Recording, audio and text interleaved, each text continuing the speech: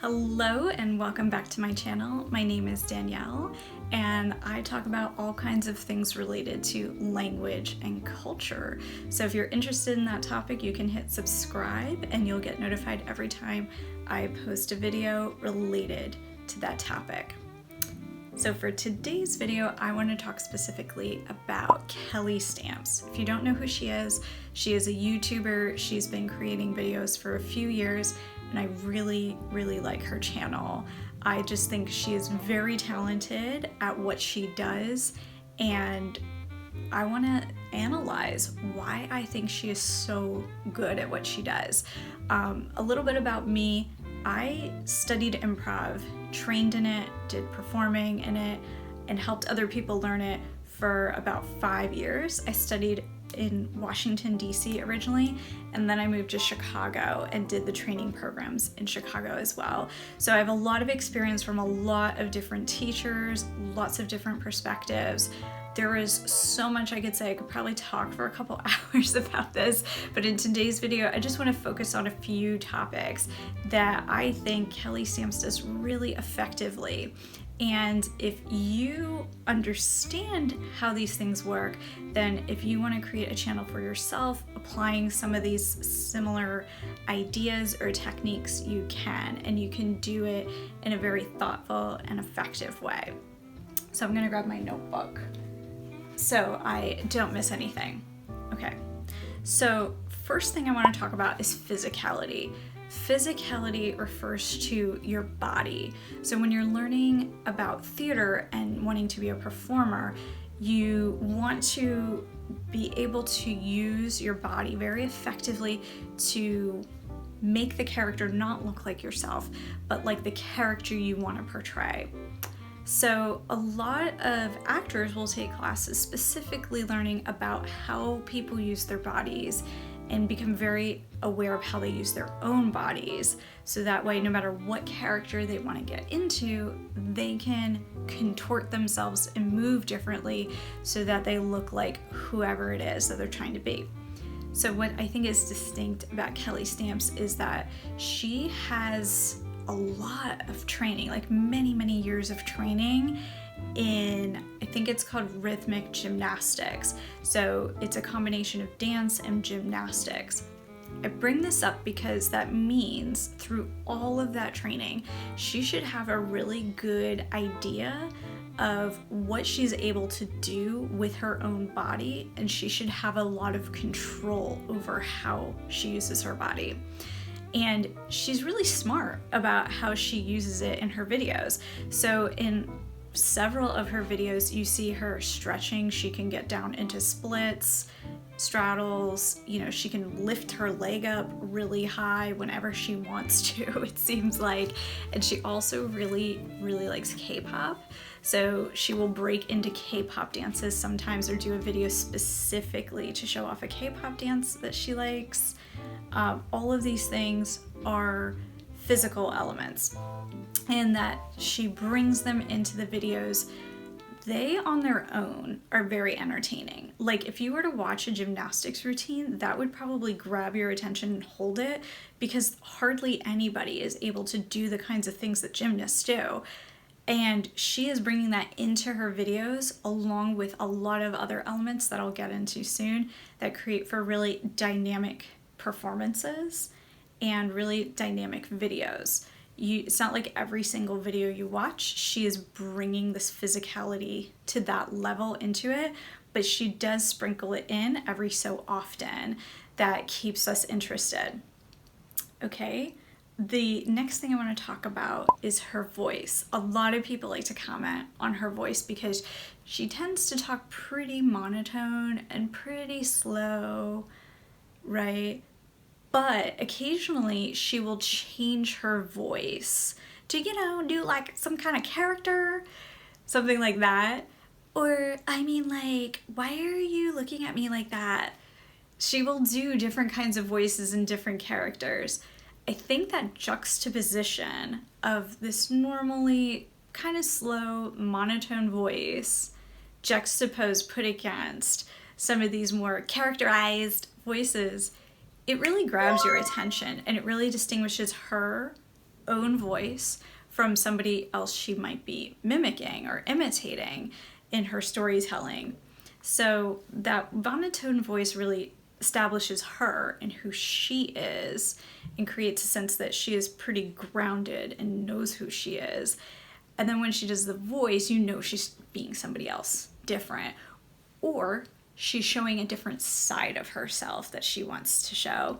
So it's a really fun way to play with voice to show we're in a different character right now, or I'm showing you a different side of myself right now. I think that's really strong. Another thing that she does with her voice, I'm going to get specific about language here. She has some vocabulary she uses that seems to be distinctly her own. Like, she's younger than me, so maybe other people use this this jargon and I'm not aware of it. But like, I've never heard other people use the word meshy. Like, I'm meshy. You know, or when she says hello, she says hello. It's distinct to her. Also, she uses the word dusty a lot. Like, he was pretty dusty. Like, I've never heard people use these words before, but she uses them. They're distinct to her from what I could tell. And what's cool about them is that even though they're distinct to her, they're easy enough to understand. So you'll catch on very quickly, and you just feel like you're getting to know her because these are her words that she's using. So I think it's just a smart application of changing up the language to define herself as a character. Okay. The third thing I want to talk about is props. She has some really funny props, in my opinion. Now, in improv specifically, it's a type of theater that's really minimalist. So normally we're performing in a black box theater, which means there's like nothing in the theater. It's just black walls, black floor, black ceiling, no set. Maybe there's a chair. So there's normally nothing around. And then whenever we need a prop, we have to mime this. So because she's not literally doing improv in that kind of a setting, she is able to bring in her own props. However, she doesn't go out and get like the nicest thing for a prop. You know, she doesn't go out of her way to like buy a microphone if she wants to pretend interview people on the street. She uses a lint roller as her microphone. She grabs something she has laying around and she uses that. Everybody understands this is supposed to be a microphone, but it's really comical because it's actually a lint roller and we understand, and it's just kind of fun to see it that way. Everybody knows about her spatula. The spatula is really creative as well. It's probably like a dollar store spatula, right? And the spatula is anything from a prop she uses while she's dancing to like smack herself on the butt to being something super serious like a teacher's pointer, you know, and to like smack her hand to get our attention. So she's very clever with the spatula. The spatula is kind of like a sidekick now because of all of its appearances. The other thing I really love is when she does like a K-pop dance, or when she, like, I think she did like a fake workout video and she tapes like a pen or a Sharpie or like a mascara wand from like she went to Sephora and just took a bunch of like mascara wands from the trial the trial section, and then she tapes it onto her face, and this acts like the microphone as she's dancing, as if she's doing a workout video or she's singing in a concert, and this is her mic to capture her voice. I also love that she shows you herself scotch taping the mascara wand or the pen onto her face. So it's almost as if you're getting this like behind the scenes look of how it was made.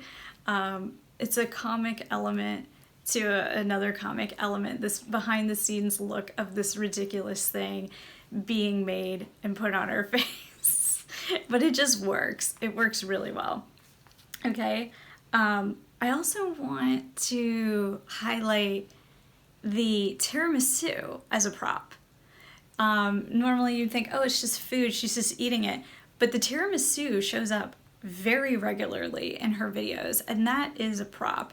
It's also, like takeout tiramisu, so, this adds layers to our understanding of her character, what kind of person she is. I want to say I don't know how much of this she intentionally does because I don't know her personally, and how much of this is just who she is, and she just happens to have tiramisu around all the time. I really don't know, but it actually doesn't matter because it's being used effectively as a prop regularly in her videos. It helps us feel like we know her on some level, and that makes us feel good as we're watching her because it makes her feel familiar to us. Another thing I want to comment is you could even argue that her hair is a prop because she often talks about her bangs and calls them her struggle bangs. Again, we're using the language now to refer to something specific. I've never heard someone call their hair struggle something. She's calling her bangs struggle bangs, and she'll refer to her struggle bangs every so often, which I find effective. So the next thing I want to talk about is callbacks. So this happens in improv, but it's a comedic thing that's used in TV and movies very frequently. Also in an improv show, you'll do callbacks. A callback is when something happened earlier in the show and then you bring it up again. Okay? So in YouTube, a callback could be earlier in the video I mentioned, tiramisu. Now I'm bringing up tiramisu again. That's a callback. Could be 4 videos ago I mentioned tiramisu and now I'm talking about tiramisu again. That's also a callback. In movies, callbacks generally are something from earlier in the movie and now we're bringing it up later in the movie. TV shows, which would be more similar to how YouTube is set up, something could happen earlier in the episode and then it's brought up again later in the episode. It could have happened several episodes ago or several seasons ago, and then we bring it up again. Now, that's what a callback is. Callbacks are super effective in comedy because they make the audience feel smart. It means if you recognize that this thing has come up before, we have seen this character, we have heard this story before, we have seen this prop before, it means you were paying attention, you remembered, and now you see it again, you're like, oh, there she is again, or there it is again. It's so good at just making the audience feel smart. It's like they get a reward for remembering and for paying attention. That's why callbacks are so good. So she does a lot of callbacks. Again, I don't know if this is intentional, but it's effective nonetheless. So she will mention things in a video that happens in a previous video. That's a callback. I would argue that her use of props are also versions of callbacks. So every time we see the spatula, it's a callback. Every time we see a fake microphone, that's a callback.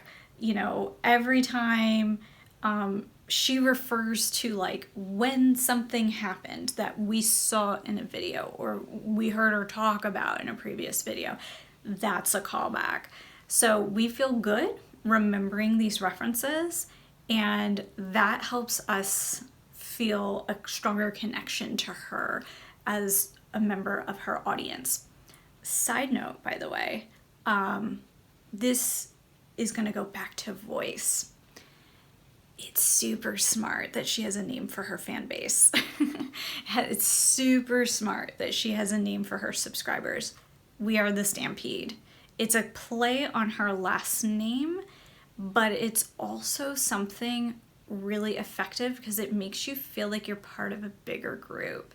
Like if you think about the Korean K-pop band BTS, their fans are called ARMY.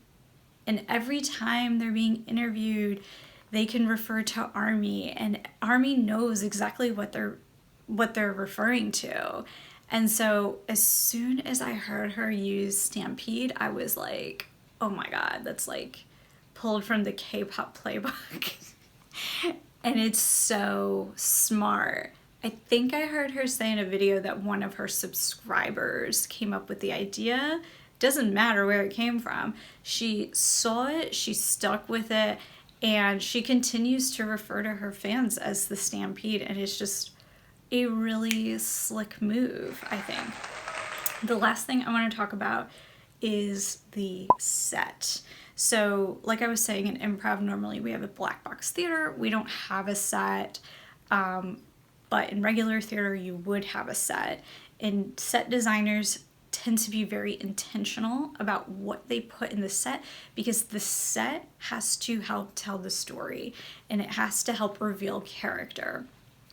I think for her, she's using what she has wherever she is. However, when we see what's in her set, we see like that kind of adds an element of her character to her. So for example, when she was in LA and she was filming in her bedroom, she had that chair that looked like a hand, right? And she would sit right here. That was just intriguing. She didn't just sit in a normal chair. She had this strange chair that looked like a hand. And she probably just picked it out because she liked it, and that was that. But in terms of the videos, it makes her distinct. It helps her stand out amongst all kinds of other people who are telling stories on YouTube. So I thought that was clever. The other thing that I really like is that because she keeps moving, like every few months she seems to be in a different city, in a different state for a different reason. Because she keeps moving, it adds an element of intrigue into what is going on. It's acknowledged that she's moving and she explains a bit about why she's moving, but it keeps the set fresh. That's pretty cool. The set doesn't need to stay fresh, but it adds an element of freshness to it, and it adds an element of intrigue, like, oh, what's going on? How long is she gonna be here? What is she doing here? Like right now as I'm filming this, she's somewhere in the South. We don't know where she is in the South. Like, I was just talking with a friend the other day about it, because we had both realized that we both liked watching her videos, and he said, and now she's somewhere in the South and we don't know where she is in the South, and like, what is she gonna do down there? And like, you know, it was just this curiosity that we wanted to satisfy. And the more that she does this, and I'm not saying she should intentionally do it, but it just seems to be a part of who she is at this stage in her life, that she's moving around a lot. It's adding to her character, and it's giving her audience a reason to stay curious about her. So I think that is really smart in how she is using the setting. In all of these things that I'm mentioning, my guess is that she's just a really resourceful performer and creator. I don't get the impression that she's going out of her way to think and like construct these things. They're just things that she happens to have in her life, and that she just realizes, oh, like, I'm really flexible. I can integrate that in my videos. Oh, I like to play around with voices, so I'm just gonna do that when I'm making a video and telling a story. Oh, like, I want to get people's attention. What do I have? Like, spatula. Like, if I were in that moment, I would be grabbing this like foot file thing and be like doing it with this, and then this would become my thing that I use to get people's attention. And because she just has very good control over what she is doing, she pulls it off really, really well, very effectively. So I hope if she sees this, she takes it as a huge compliment, because I think she's doing a really good job, and I do think she's just gonna keep getting better and better as she makes more videos. because that seems to be how it's been going for her. And I look forward to seeing what she comes up with next. So that's what I have for you today. I hope you enjoyed it. If you did, and if you found this really interesting and helpful, please let me know in the comments, because it helps me to analyze other performers, to see how they do things, to, help me make my own decisions about what I want to do in a more conscious way. But it's a kind of training that, you don't know it's even something you could train in and know and make conscious decisions about until you start learning about it. So, there's plenty of other performers and YouTubers I could take a look at and see what I think is making them strong. And there's also more I could say specifically about Kelly Stamps. I just wanted to make this a bit manageable to take in. That's the first stab at it. So, if you're curious, please let me know in the comments what you think and who you'd like to know more about. Also, remember, you can use this stuff in your own life.